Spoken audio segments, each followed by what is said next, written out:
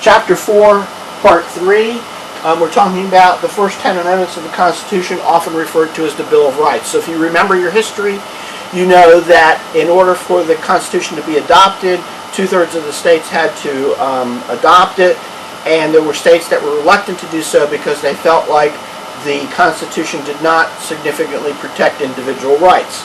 So they were promised that within, shortly after the adoption of the Constitution, that there would be amendments that would cure that potential defect. And that was the first 10 amendments.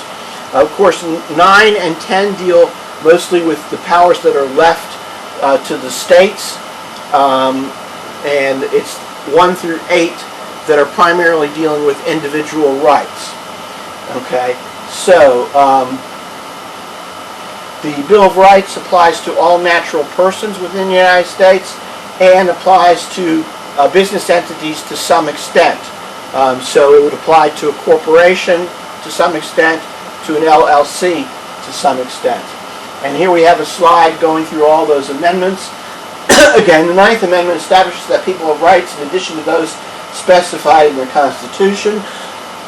And the 10th Amendment establishes that those powers neither delegated to the federal government nor denied to the states are reserved to the states. So we're going to be focusing on the other amendments. Okay, so one of the things you need to be clear on that people don't always understand, lay people don't understand, is that the Bill of Rights, by its language, only applies against the federal government. Okay, so strictly speaking, if the state of Georgia said that everybody had to practice the Buddhist faith, and you brought an action against the state of Georgia and based it upon the First Amendment, you would lose because it doesn't apply to the states.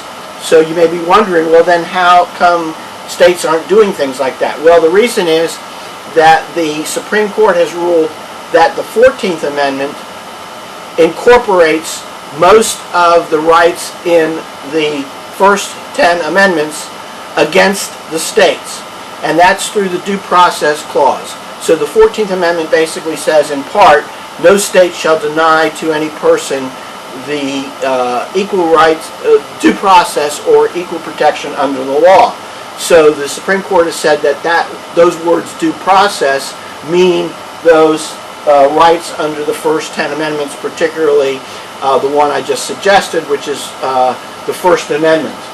Okay, so we call that the incorporation doctrine, meaning that those rights under the first 10 amendments are incorporated into the 14th Amendment, which applies against the states.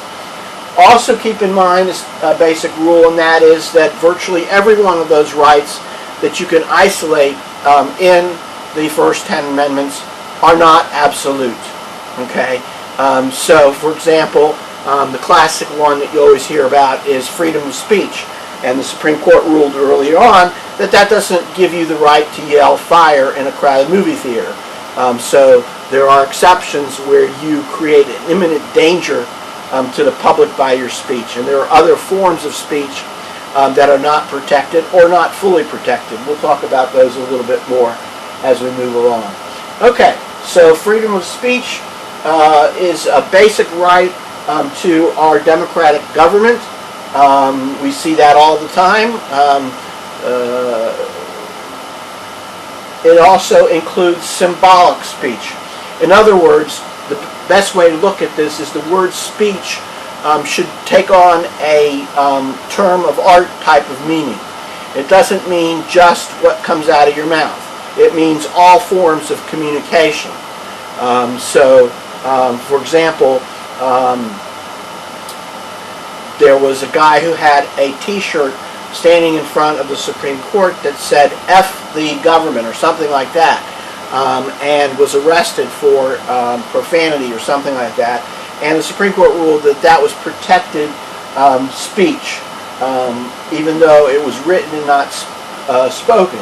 So that is not a limitation that it be spoken words. Gestures, movements, articles of clothing, etc. are protected. Okay, so in interpreting the free speech of the First Amendment, the the Supreme Court has divided speech into three categories: fully protected, limited protected, and unprotected speech. Okay, so fully protected speech means that the government cannot interfere with your right to that type of speech at all. It's absolute. Examples include political speech. So you can say virtually anything you want about any politician or about any political issue, and you cannot be charged with a crime or otherwise brought civil actions or whatever. Okay, the bottom one is unprotected speech. This is where the government has full power to regulate, to make it illegal, and that includes things like dangerous speech, like the movie theater example, anything that would provoke a violent response, inciting revolutionary overthrow of the government, defamatory language, child pornography, and obscene speech. Okay, the middle ground is limited protection, and this applies generally to some offensive language, and mostly the important category is commercial speech. So the government cannot limit, cannot prohibit limited protected speech, but can limit it. So a classic example of that is lawyer advertising. Back in the 1960s, lawyers were not allowed by most states to advertise.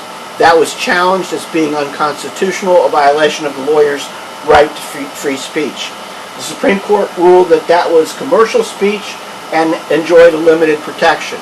And that limited protection was that lawyers have the right to say or communicate anything they want as long as it is not either false or misleading. So that's the limitations, false or misleading.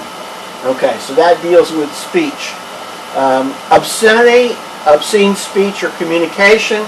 The Supreme Court has had a difficult time dealing with this. It would probably be worth spending more time on if we were back about 20 years ago. The reason I say that things have changed and it's not worth a whole lot of time anymore is because I think because of the internet and because of changing moral values, we've lowered the level as a society and common values as to what we are condemn as obscene and should not be allowed. But at any rate, the early test that the Supreme Court used to determine whether something was obscene and therefore could be regulated by the government was the Miller test.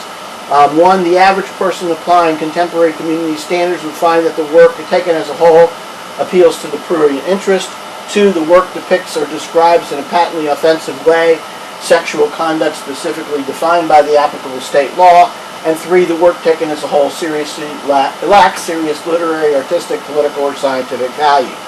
That test has been modified considerably over the years, and we'll talk about that when we pick up in the next video.